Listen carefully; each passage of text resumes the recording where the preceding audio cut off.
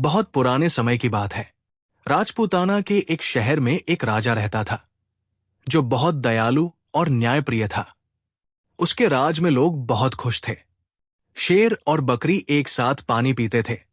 हर तरफ शांति थी। राजा का एक ही बेटा था जिसका नाम राजकुमार था। वो बहुत समझदार, नेक और हर काम में माहिर था। पर बहुत ज्यादा लाड़ प्यार ने उसे जिद्दी बना दिया था। जिस चीज को पाने की ठान लेता उसे पाकर ही दम लेता। एक दिन राजकुमार शिकार से लौट रहा था। सैनिक और दूसरे शिकारी पीछे रह गए थे। राजकुमार घोड़े पर सवार होकर बहुत आगे निकल आया। उसे बहुत प्यास लगी थी। उसने चारों तरफ देखा तो पता चला कि यह धोबियों का मोहल्ला था। हर जगह कपड़े धोए और सुखाए जा रहे थे। अचानक राजकुमार की नजर एक घर पर पड़ी। छत पर एक लड़की अपने बाल सुखा रही थी। राजकुमार उसे देखता ही रह गया। उसने इतनी खूबसूरत लड़की पहले कभी नहीं देखी थी। ऐसा लग रहा था मानो उसके काले, लंबे बालों के बीच चांद जैसा चेहरा चमक रहा हो। लड़की की नजर भी राजकुमार पर पड़ी और वो तुरंत दुपट्टे से खुद को ढककर नीचे उतर गई। राजकुमार जैसे होश में आया, इतने में उसके साथी और नौकर भी वहां आ गए और राजकुमार को मजबूरन महल वापस आना पड़ा। उसकी आंखों से वो सुंदर सूरत हट नहीं रही थी। उसने अपने खास नौकरों को भेजकर पता करवाया तो मालूम हुआ कि वो एक धोबी का घर था और वो धोबी की लड़की थी। राजकुमार जिद और गुस्से से बिस्तर पर पड़ गया कि वो उसी लड़की से शादी करेगा, वरना अपनी जान दे देगा। 3 हफ्ते बीत गए। राजा को ये बात पता चली तो वो सोच में पड़ गया। वो राजकुमार की जिद से वाकिफ था। उसने गांव के मुखिया को बुलाकर सलाह ली। मुखिया बहुत अक्लमंद, वफादार और अनुभवी आदमी था। उसने सलाह दी, इस समय उसे रोकना ठीक नहीं। आप राजकुमार को मनमानी करने दीजिए। जवानी की जिद है। 2 दिन धोबी की बेटी के साथ रहेंगे तो अक्ल ठिकाने आ जाएगी। फिर आप शौक से किसी राजकुमारी से शादी करवाइएगा। वैसे भी राजाओं की तो कई रानियां होती हैं, ये भी एक कोने में पड़ी रहेगी। राजा को ये बात समझ आ गई। उसने राजकुमार को बुलाया और कहा, हम तुम्हारी जिद और इच्छा को देखते हुए तुम्हें इजाजत देते हैं। तुम उस लड़की से शादी कर सकते हो। राजा ने धोबी और उसकी पत्नी को बुलवाया। वे डरते कांपते आए। सोच रहे थे कि न जाने क्या गलती हो गई है कि राजकुमार ने उन्हें बुलाया है। राजकुमार ने उनसे कहा, हम तुम्हारी बेटी से शादी करना चाहते हैं, तुरंत तैयारी करो।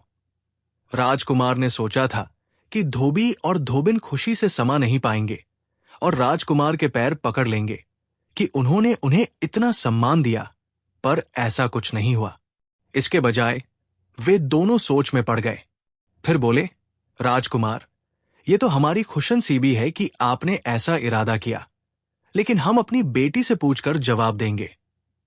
राजकुमार ने यह सुना तो उसे बड़ा गुस्सा आया कि एक तो वो इस धोबी का सम्मान कर रहा है, इस गरीब की बेटी से शादी कर रहा है, और ये उसके राज्य का मामूली धोबी कह रहा है कि बेटी से पूछकर बताएगा। लेकिन उसके दिल का मामला था, उसे उस लड़की से प्यार हो गया था, इसलिए धोबी की बात बर्दाश्त कर गया। उसने धोबी से साफ कह दिया, हमें इनकार सुनने की आदत नहीं है। इनकार करने पर मैं तुम्हारे पूरे खानदान को जेल में डाल दूंगा। वे दोनों धोबी और उसकी पत्नी जैसे डरते कांपते आए थे, वैसे ही चले गए। घर पहुंचकर उन्होंने अपनी लड़की से कहा, राजकुमार तुमसे शादी करना चाहते हैं। अगर तुमने मना किया तो हम जान से हाथ धो बैठेंगे। लड़की कहने लगी, ठीक है, मैं राजी हूं, लेकिन राजकुमार से कहिएगा कि मेरी 4 शर्तें हैं। खुद आकर सुन ले, अगर मंजूर हो तो बारात लेकर आ जाए। अगले दिन धोबी राजकुमार के महल गया और लड़की का संदेश पहुंचा दिया। उसके मन में डर था कि कहीं राजकुमार गुस्से में आकर उसका सिर धड़ से अलग न कर दे। धोबी की बेटी और इतनी हिम्मत कि राजकुमार के सामने शर्तें रखे। राजकुमार पहले तो यह सुनकर बहुत गुस्साया। उसका दिल चाहा कि तलवार से धोबी को खत्म कर दे, लेकिन फिर एक तो उसे प्यार था, दूसरा उसे जिज्ञासा हुई कि देखें ये धोबी की लड़की क्या क्या शर्तें रखती है। राजकुमार उसी वक्त धोबी के साथ उसके घर पहुंचा। 2 कमरों का मकान था। नीचे धोबी और उसकी मां और पत्नी रहते थे और ऊपर की मंजिल पर लड़की रहती थी। राजकुमार पहुंचे तो नीचे कमरे में एक तरफ पर्दा डालकर लड़की बैठ गई और कहने लगी, मेरी चारों शर्तें अगर आपको मंजूर है तो मैं आपसे शादी करने को तैयार हूं। पहली शर्त यह है कि मैं आपके महल में रात नहीं गुजारूंगी। सुबह जाऊंगी और शाम को वापस अपने घर आ जाया करूंगी। राजकुमार ने सोचा, ये क्या बात हुई? ये कैसी अजीब शर्त है? लेकिन फिर ख्याल आया कि ये सब कहने की बातें हैं। एक बार शादी हो गई तो महल छोड़कर झोपड़ी में वापस कौन आता है? राजकुमार कहने लगा, मंजूर है, तुम दूसरी शर्त बताओ। लड़की ने कहा, दूसरी शर्त यह कि आप मुझे छूने या बात करने की कोशिश नहीं करेंगे। राजकुमार को यह सुनकर हंसी आ गई। शादी है कि मजाक है? उसने सोचा, सब कुछ हो जाए, बाद में देख लूंगा। कहने लगा, चलो ये भी मंजूर है। लड़की ने कहा, मैं आपके महल का पानी तक नहीं पीऊंगी। राजकुमार ने सोचा, यह भी बकवास है। जब दिन भर रहेगी तो कैसे मुमकिन है कि खाए और न पिए? उसने जवाब दिया, मुझे यह भी मंजूर है। लड़की फिर कहने लगी, मेरी चौथी, अगर आपने मुझे उंगली से भी छूने की कोशिश की तो हमारा रिश्ता खत्म, फिर मैं कभी वापस नहीं आऊंगी। राजकुमार ने सोचा, यह बड़ी अजीब लड़की है, कैसी बदतमीज है। एक बार शादी हो जाए तो सारी शर्तें धरी की धरी रह जाएंगी। उसने कहा, मुझे तुम्हारी सारी शर्तें मंजूर हैं। लड़की ने कहा, अगर आपको शर्तें मंजूर हैं तो फिर आप बारात ले आइए। लड़की नहीं चाहती थी कि उसकी वजह से धोबी किसी मुसीबत में पड़े। राजकुमार 2-4 दोस्तों को साथ लेकर उसे बहाने चला गया और फेरे पड़वा कर दुल्हन को महल में ले आया। बहू ने साड़ी पहन रखी थी और बड़ा सा घूंघट निकाल रखा था, जिसमें उसका चेहरा पूरी तरह छुप गया। पता ही नहीं चल रहा था कि नई बहू बनकर महल में आई है। राजा रानी तो वैसे भी शामिल नहीं हुए थे। बस एक राजकुमार की खास दासी थी। वही हाथ बांधे खड़ी रही कि कोई हुक्म हो तो पूरा कर दे। शाम हुई तो दासी ने आकर बताया कि गाड़ी लग गई है। बहू उठी और सीधी गाड़ी में जाकर बैठ गई। अगले दिन सुबह उन्हीं कपड़ों में इसी तरह लिपटी हुई आई और उसी कुर्सी पर बैठ गई। दिन भर न कुछ खाया, न पिया, न हिली जुली, पत्थर की मूर्ति की तरह बैठी रही और शाम को वापस चली गई। 1 दिन, 2 दिन, 3 दिन, पूरे 6 महीने हो गए। उसके रोज के काम में कोई फर्क नहीं आया। जैसा राजकुमार ने सोचा था ऐसा कुछ भी नहीं हुआ और राजकुमार अपनी शर्तों से बंधा हुआ था। जिस चेहरे को देखकर उसने अपनी नींद और चैन त्याग दिया था, उस चेहरे की एक झलक तक देखने को नहीं मिली। दरबार में लोग अलग अलग बातें बनाने लगे।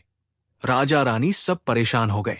एक दिन उसने धोबी को बुलाया और कहा, तुम अपनी बेटी को समझाते क्यों नहीं? अब वो हमारी रानी है, उसे महल में रहना चाहिए। इस तरह रोज रात को चले जाना अच्छा नहीं लगता। लोग बातें बनाते हैं। धोबी हाथ जोड़कर बोला, राजकुमारी की जय हो। सच बात यह है कि वो हमारी बेटी है ही नहीं। एक दिन हमारे घर पर आई और बोली, इस दुनिया में मेरा कोई नहीं, मुझे अपनी बेटी बनाकर अपने घर में रख लो। हमारी कोई औलाद नहीं थी। मेरी पत्नी को उसकी सुंदर सूरत भा गई। हमने उसे घर में रखा, हमारे घर में ऊपर रहने लगी। हमसे उसने उसके बाद कोई वास्ता ही नहीं रखा। कहाँ खाती पीती है, क्या करती है, हम कुछ नहीं जानते। कभी कभी मेरी पत्नी के पास आकर बैठ जाती है, उसे मां कहती है। वो बेचारी इसी में खुश रहती है। उसने हमें कसम दे रखी थी तो हम चुप रह गए। जैसा उसने कहा वैसा ही हमने किया। राजकुमार, उस पर हमारा कोई जोर नहीं, आप हमारी जान बख्श दे। धोबी चला गया और राजकुमार अजीब सोच विचार में पड़ गया। करे तो क्या करे? उसका मन हर तरफ से उचट चुका था। आखिर एक दिन किसी को बताए बिना महल से निकल पड़ा। बस अपनी विश्वास पात्र दासी को बताया कि वो जा रहा है, पता नहीं कहा और पता नहीं कब वापस आओ। मेरे पिताजी या मेरे बारे में कोई पूछे तो कह देना कि यात्रा पर गए हैं। और ठीक है, दासी का दिल राजकुमार की हालत देखकर बहुत दुखता था। उसने भी सोचा, चलो अच्छा है, कुछ दिनों इस झंझट से तो मुक्ति मिलेगी। राजकुमार का मन दुनिया से ही उठ चुका था। वो माल्या पर्वत की तरफ निकल गया।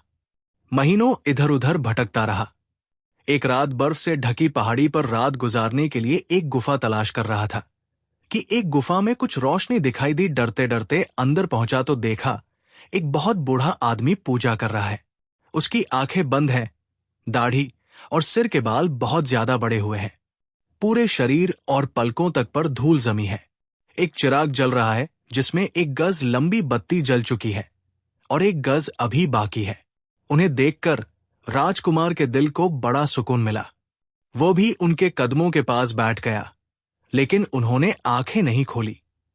उन्होंने समाधि लगा रखी थी। उन्हें कुछ खबर नहीं थी। वे ईश्वर के ध्यान में डूबे हुए थे। राजकुमार वही रहने लगा। रोज सुबह उठकर झरने से पानी लाता, योगी महाराज के हाथ पांव धोता, बाल धोता, बालों में कंघी करता, गुफा की सफाई करता, नीचे घाटी से जंगली फल फूल तोड़कर लाता और उनसे अपना पेट भर लेता। 1 महीने के बाद उस योगी महाराज ने आंखें खोली तो राजकुमार को सामने हाथ जोड़े बैठे पाया। राजकुमार ने उन्हें पानी पिलाया, जंगली फल फूल खिलाए, उनके हाथ पांव दबाए। योगी महाराज बोले, बच्चा, तू राजकुमार है। इस योगी की कुटिया में तेरा क्या काम है? राजकुमार ये सुनकर बोला, महाराज, आप जानते हैं कि मैं राजा का बेटा हूं, तो ये भी जानते होंगे कि मैं क्यों और किस लिए मारा मारा फिर रहा हूं। मेरे माता पिता मेरे लिए परेशान होंगे, पर मेरा वापस जाने का मन नहीं चाहता है। वो महाराज बोले, बच्चा, योगियों से कुछ छुपा नहीं। तूने बड़ी गलती की जो उस लड़की से शादी की, पर तूने हमारी इतने दिन सेवा की है, तो हम तुझे खाली हाथ नहीं भेजेंगे। ले, ये रख ले, तू सबको देख सकेगा, लेकिन तुझे कोई नहीं देख पाएगा। घर जाए तो तू ये राख माथे पर लगाकर उसके साथ चले जाना। तुझे आप ये पता चल जाएगा कि वो कौन है और उसकी क्या मजबूरी है। हमारी दुआएं तेरे साथ है, तेरे मन की मुराद जरूर पूरी होगी। उस योगी महाराज ने अपने चिराग की जली हुई बत्ती की राख उसे दी, जिसे राजकुमार ने संभाल कर कपड़े में बांध कर रख लिया और योगी को अलविदा कहकर चल दिया।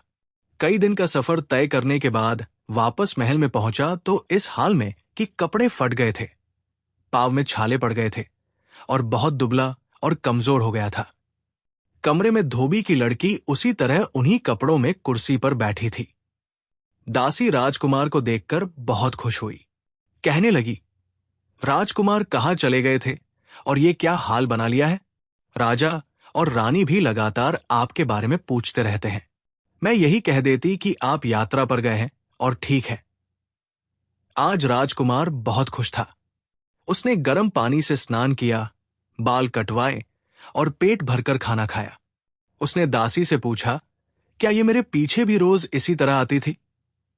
दासी ने बताया कि उसके नियम में कोई फर्क नहीं आया था, वो रोज उसी तरह आती थी। राजकुमार ने कहा, मैं बहुत थका हुआ हूं, अब सोऊंगा, लेकिन शाम को जब ये घर जाने लगे तो मुझे जगा देना। शाम को जब धोबी की लड़की के जाने का वक्त हुआ तो उस दासी ने राजकुमार को जगा दिया। राजकुमार ने झट माथे पर साधु महाराज की दी हुई राख लगा ली और उसके साथ हो लिया। अगले दिन सुबह सुबह राजकुमार वापस आए और दासी से बोला, आज मैं उसी कमरे में सोऊंगा। जब वो धोबी की लड़की आकर बैठ जाए तो तुम आकर मुझे जगाना और मुझसे पूछना कि दिन चढ़ गया है, मैं उठता क्यों नहीं हूं। मैं जो न बताना चाहूं उसे भी जिद करके पूछना। दासी समझदार थी, समझ गई कि राजकुमार का क्या मतलब है। जब धोबी की लड़की आकर अपनी कुर्सी पर बैठ गई तो दासी ने आकर राजकुमार को जगाना शुरू किया। राजकुमार पहले तो जागा नहीं। जब जागा तो दासी को डांटने लगा, क्या मुसीबत आ गई है? क्यों जगा दिया मुझे? मैं इतना अच्छा ख्वाब देख रहा था, मेरा ख्वाब तोड़ दिया तुमने। दासी खुशामद करने लगी। राजकुमार बताइए। पहले तो राजकुमार उसे टालता रहा, फिर बोला, अच्छा, अब तू इतनी जिद कर रही है तो बता देता हूं। मैंने सपने में देखा कि कल रात जब ये धोबी की लड़की उठकर यहां से गई तो मैं भी इसके साथ साथ चला। ये गाड़ी में बैठी तो मैं भी साथ बैठ गया। सच थोड़ी ख्वाब में, मैं तो ख्वाब में इसके साथ गया था। दासी ने फिर पूछा, अच्छा तो फिर क्या हुआ? राजकुमार कहने लगा, फिर क्या हुआ? मैं जोर जोर से घोड़ा गाड़ी हिला रहा था और ये गाड़ीवान को डांट रही थी कि आज ये कैसे गाड़ी चला रहे हो। गाड़ीवान बेचारा बोला, राजकुमारी मैं तो रोज ऐसे ही चलाता हूं। खैर, जैसे धोबी का घर आ गया। ये धोबी की लड़की धोबी धोबन के पास तो नहीं, सीधे चढ़कर ऊपर पहुंच गई। मैं इसके साथ कमरे में आ गया। क्या सजा हुआ कमरा था! लगता ही नहीं था कि यह धोबी का घर है। सोने चांदी का कालीन बिछा हुआ था, सोने चांदी की कुर्सी रखी थी। राजा के महल से भी ज्यादा खूबसूरती से सजा वो कमरा था। मैं भी कुर्सी पर बैठ गया। दासी पूछने लगी, आप और इनके कमरे में बैठकर कैसी बातें करते हैं? राजकुमार बोला, अरे सच थोड़ी, ये तो सपने में था। दासी ने फिर पूछा, अच्छा बताइए फिर क्या हुआ आपके सपने में? राजकुमार बोला, होना क्या था?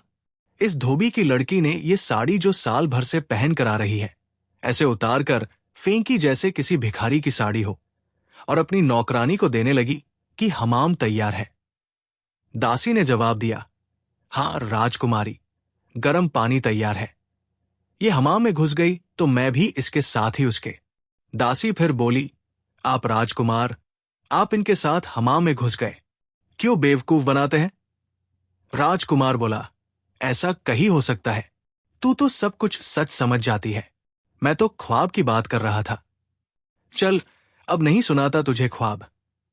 राजकुमार रोकने लगा तो दासी ने कान पकड़े और बोली, राजकुमार सुनाइए। अब नहीं बोलूंगी बीच में, राजकुमार ने कहना शुरू किया। बस फिर क्या था, इसने नहाना शुरू किया। मैंने सोचा चलो बहुत दिन से अच्छा स्नान नहीं किया, मैं भी नहा लूं। ये एक कटोरा भरकर पानी डालती, मैं 4 कटोरे डाल लेता। इसके शरीर का साबुन भी नहीं छूटा था कि पानी खत्म हो गया। इसने अपनी नौकरानी को आवाज लगाई, आज पानी इतना कम क्यों रखा है? नौकरानी ने कहा, राजकुमारी मैंने उतना ही पानी रखा है जितना रोज रखती हूं, कम हो तो आप और ले लीजिए। वो एक और बाल्टी ले आई, वो भी मैंने खत्म कर डाली। फिर तीसरी बार इसने पानी मंगवाया। जैसे तैसे ये हमाम से निकली। इसी समय नौकरानी को आवाज लगाई, तुरंत खाना लगाओ, बहुत भूख लगी है, सारा दिन भूखा प्यासा बैठना पड़ता है। नौकरानी छत पर गई और आसमान की तरफ हाथ करके खड़ी हो गई। आसमान से एक थाल उतरा जिसमें सोने चांदी के बर्तनों में दुनिया भर के मजेदार पकवान रखे थे। नौकरानी ने अपने लिए थोड़ा खाना निकाला और बाकी थाल लाकर इसके सामने रख दिया। मैंने सोचा लाओ आज मैं भी इसके साथ खाना खा लूं। कितने दिनों से जंगल जंगल घूमते अच्छा खाना नहीं मिला था। ऐसा मजेदार खाना कि क्या बताओ। एक निवाला ये खाती और 4 निवाले में खा जाता। इसका पेट भी नहीं भरा और खाना खत्म हो गया। इसने फिर नौकरानी को डांट पिलाई कि दासी क्या बात है, आज तो कर क्या रही है, इतना सारा खाना रखा है, मैं भूखी रह गई। नौकरानी बेचारी हैरान थी, बोली, राजकुमारी मैंने उतना ही खाना आपके लिए निकाला था जितना रोज निकालती हूं, लीजिए आप मेरे हिस्से का भी ले ले। लेकिन आज कुछ गड़बड़ जरूर लगती है, क्या राजकुमार ने आपसे बातचीत तो नहीं की? इस पर यह धोबी की लड़की अपनी नौकरानी को डांटने लगी कि तेरी हिम्मत कैसे हुई ऐसी बात कहने की, वो तो मुझे कभी छू भी नहीं सकता। सुनो, तूने इस धोबी की लड़की ने मेरे बारे में ऐसा कहा, मुझे भी गुस्सा आ गया। बाकी खाना भी ये थोड़ा सा ही खा पाई और मैं सब खा गया। ये भूखी रह गई, लेकिन मन ही मन हैरान हो रही थी कि मामला क्या है। फिर आसमान से इसके लिए कपड़े आए। इसने कपड़े बदले, नौकरानी ने इसका मेकअप किया, बाल बाल मोती गूंथे। बस क्या था, क्या बताओ क्या लग रही थी। ये धोबी की लड़की जो यहां इस गंदी मैली साड़ी में आकर बैठ जाती है, सवर कर ये आकर छत पर खड़ी हो गई। रात के करीब आसमान से तख्ता कर उड़ने वाला सिंहासन उतरा और ये उस पर बैठ गई। मैंने सोचा ये तो कुछ भी नहीं हुआ। मैं भी तख्त का पाया पकड़कर लटक गया। इतना कहकर राजकुमार रुक गया। दासी ने इशारा किया कि धोबी की लड़की ने थोड़ा सा मुंह उनकी तरफ फेर लिया। दासी पूछने लगी, राजकुमार फिर क्या हुआ? राजकुमार बोला, बस ख्वाब खत्म हो गया। दासी जिद करने लगी, राजकुमार सुनाइए, ऐसा अधूरा ख्वाब थोड़ी हो सकता है, बताइए फिर क्या हुआ? राजकुमार पहले तो टालमटोल करता रहा, फिर बोला, फिर वो तख्त ऊपर ही ऊपर उठता हुआ चांद-तारों से भी ऊपर उड़ते उड़ते परियों की दुनिया में पहुंच गया। वहां राजा इंद्र की दरबार सजी हुई थी। एक से बढ़कर एक खूबसूरत परिया बैठी थी। ये पहुंची तो सबने उठकर जैसे ये कही कि राजकुमारी हो। ये धोबी की लड़की, वहां परियों की रानी। सबसे आखिर में इसके नाचने की बारी आई। ये नाचने खड़ी हुई तो मैंने सोचा, अगर आज मैंने इसके नाच पर थाप नहीं दी तो कुछ नहीं किया। मैंने तबला वादक से कहा, लाओ भैया, तुम थक गए होंगे, थोड़ा आराम कर लो, मैं तबला बजाता हूं। तबला बजाने वाले बेचारे को कोई नजर नहीं आया, लेकिन वो वाकई थक गया था। तबला छोड़कर बैठकर घूमने लगा। मैंने वो तबला बजाया और मेरी थाप पर ये ऐसा नाची कि समा बंध गया। राजा इंद्र ने खुश होकर अपना रेशमी रुमाल इसे इनाम में दिया। इसने झुककर रुमाल लिया, सबको दिखाया और तबला बजाने वाले की तरफ चल दिया। मैंने जल्दी से लेकर जेब में रख लिया। इतना कहकर राजकुमार रुका। धोबी की लड़की अब पूरी तरह उसकी तरफ घूम चुकी थी। राजकुमार जी, हम भी तो देखे वो रुमाल कैसा है। राजकुमार बोला, ये तो ख्वाब था, ख्वाब की चीज भी कहीं दिखाई जा सकती है। लेकिन दासी ने जबरदस्ती राजकुमार के जेब से हाथ डालकर एक रेशमी रुमाल निकाला। कहीं यही तो रुमाल नहीं है। राजकुमार बनावटी गुस्से से बोला, तू बहुत जिद्दी है, मानती नहीं ना। हां, यही तो था, पता नहीं मेरी जेब में कहां से आ गया। धोबी की लड़की का दुपट्टा छोटा हो गया। वो पूरी तरह उनकी तरफ मुड़ चुकी थी। दासी ने फिर से कहा, सुनाइए राजकुमार, फिर क्या हुआ? राजकुमार कहने लगा, होना क्या था? राजा इंद्र ने इससे दोबारा नाच करने की फरमाइश की। मैंने फिर ढोल संभाला। जितना अच्छा मैंने ढोल बजाया, ये उतना ही अच्छा नाचती रही। राजा इंद्र ने खुश होकर अपनी अंगूठी इनाम में दी। इसने झुककर उनके पांव छुए, सबको अंगूठी दिखाई और फिर तबला बजाने वाले के पास डाल दी। वो भी मैंने उठाकर जेब में रख ली। फिर जिद करने लगी, दिखाइए राजकुमार, हमें भी दिखाइए, वो कैसी अंगूठी थी। राजकुमार, दासी तो बेवकूफ है। अब एक चीज सही हो गई तो इत्तेफाक से इसका ये मतलब नहीं कि सब बातें निकल ही ली और पूछने लगी, राजकुमार, क्या यही अंगूठी है? राजकुमार बोला, अरे हां, यही तो थी, लेकिन मेरी जेब में कहां से आ गई? दासी ने इशारा किया। धोबिन की लड़की का घूंघट ऊपर उठ चुका था, लेकिन राजकुमार और दासी ऐसे दिखा रहे थे जैसे उन्होंने देखा ही नहीं। दासी ने पूछा, फिर क्या हुआ राजकुमार? राजकुमार, राजकुमार, मैंने भी ऐसा तबला बजाया कि जान लड़ा दी, और ये भी ऐसा नाची कि जिसका जवाब पूरे परियों की दुनिया में नहीं था। नाच खत्म हुआ तो राजा इंद्र उठ खड़े। राजा इंद्र दरबार से उठकर गए और ये भी भागकर उड़ान खटोली पर बैठी। जल्दी में अपना ही इनाम तबला बजाने वाले से नहीं सोचा होगा कि कल ले लेगी।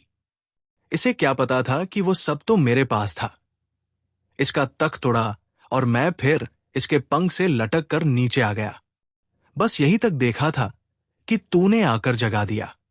दासी कहने लगी, राजकुमार, अब वो हार भी दिखाइए। राजकुमार ने कहा, अरे दासी, वो ख्वाब था, हार मेरे पास कहां से आया? लेकिन दासी नहीं मानी और राजकुमार की दूसरी जेब से मोतियों का हार निकालते हुए पूछा, क्या यही हार था? अब तो धोबी की लड़की कुर्सी से उठकर राजकुमार के पास आ गई और बोली, राजकुमार, अब तो आप जान ही गए होंगे कि मैं धोबी की लड़की नहीं हूं, मैं परियों की दुनिया की एक परी हूं। अब मेरी कहानी भी सुन लीजिए।